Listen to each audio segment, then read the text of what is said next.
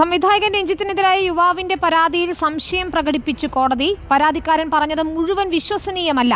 12 വർഷം പരാതി നൽകാതിരിക്കാൻ മതിയായ കാരണമില്ല. സംഭവം നടന്നെന്ന് പറയുന്ന ഹോട്ടൽ 2012 പ്രവർത്തനം തുടങ്ങിയിട്ടില്ലെന്നും കോടതി നിരീക്ഷിച്ചു. വി എസ് രഞ്ജിത്ത് ചേരുന്നു. രഞ്ജിത്ത്, എന്തൊക്കെ കാര്യങ്ങളാണ് കോടതി ഇക്കാര്യങ്ങളിൽ പറഞ്ഞത്?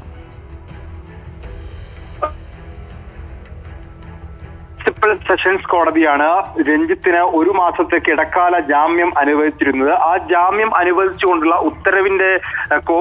ഉത്തരവിലാണ് ഇത്തരത്തിൽ വളരെ പ്രധാനപ്പെട്ട നിരീക്ഷണങ്ങൾ കോടതിയുടെ ഭാഗത്തുനിന്നുണ്ടായിട്ടുള്ളത്.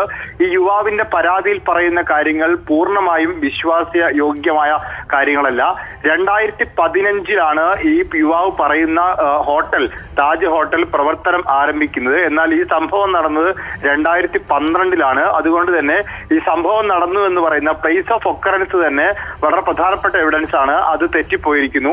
മാത്രവുമല്ല 12 വർഷക്കാലം ഈ പരാതിയുമായി യുവാവ് രംഗത്ത് വരാതിരുന്നതിനെയും കോടതി സംശയത്തോടുകൂടി നോക്കിക്കാണുന്നു.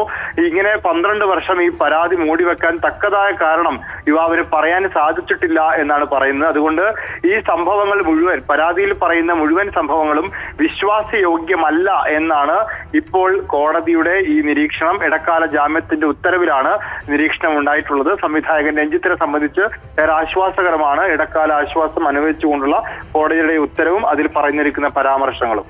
ശരി, വി എസ് രഞ്ജിത്താണ് വിശദാംശങ്ങൾ നൽകിയത്.